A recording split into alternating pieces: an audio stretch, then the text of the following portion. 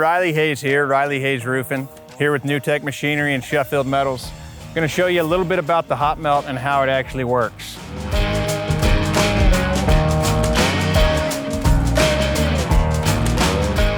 If you look at it, it just looks like a big pot.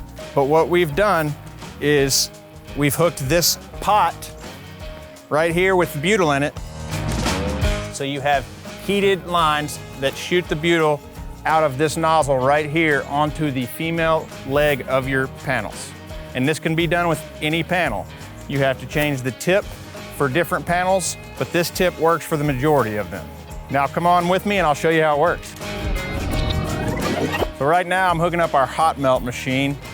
Just takes an air hose and power, and we're gonna show you how easy it is to run panels out and put a hot melt on there so that you can avoid having to roll out your hand butyl.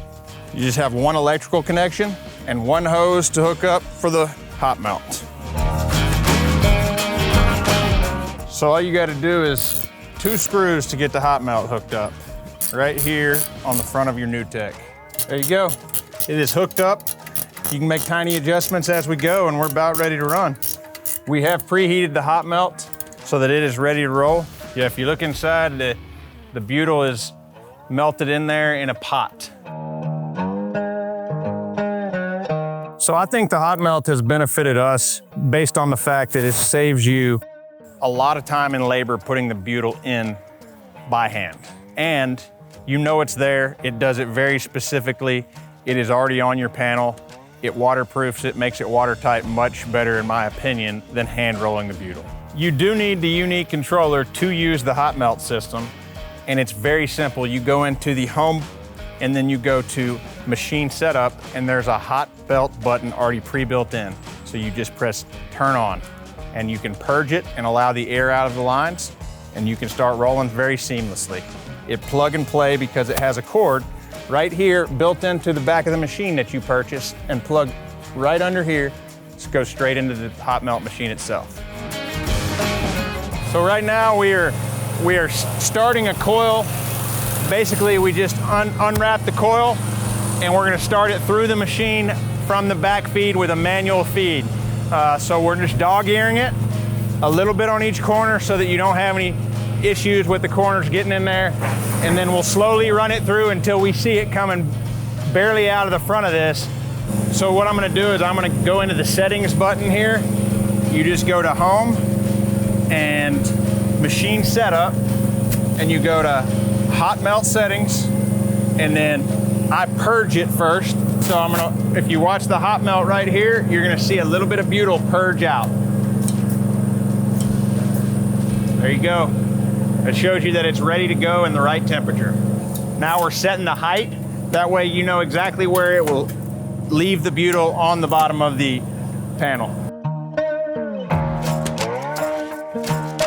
We're gonna run about a 3-foot test piece.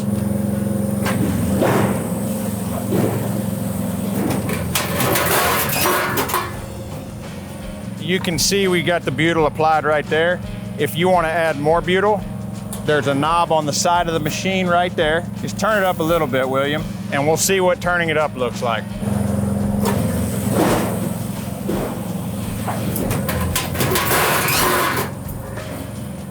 Yeah, there we go. That's what we're looking for. We've got a better bead of butyl right there, and that's exactly how you want it to sit on that.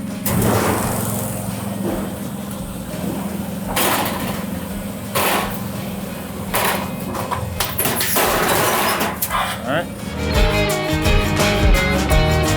So what we're running here is a 2-inch mechanical lock profile.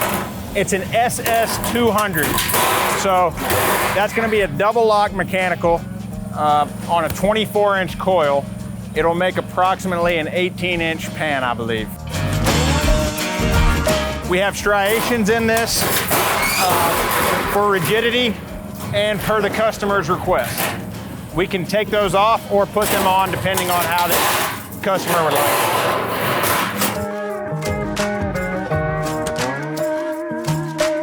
We're just showing you an example of how this panel would go together with the male and female end.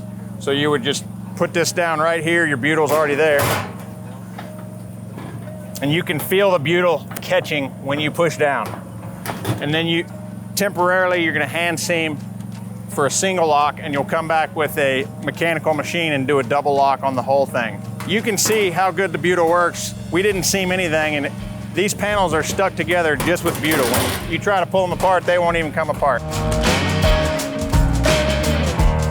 So we're shutting our new tech down, and what I do is I turn the fuel off, turn the throttle up, and let the engine run out of fuel. That way you don't leave any gasoline in the system and it stays clean. A couple more things here about the hot melt. The reason we like it is it's very user-friendly. You do not have to purge your lines when you're done. You leave everything as it is, wrap it up. You can put it in the shop for a year and never use it. Because the lines are heated, it saves you so much time. It heats it all up at once and you don't have to worry about cleaning all these lines out. And the butyl lasts forever. It's not gonna go bad. So you can buy as much, put it wherever, and it's gonna stay fine. Thanks for checking out the hot melt and the new tech. Even if you can't get a hot melt, get a new tech. It's worth every penny. Thanks for checking it out. Have a great day.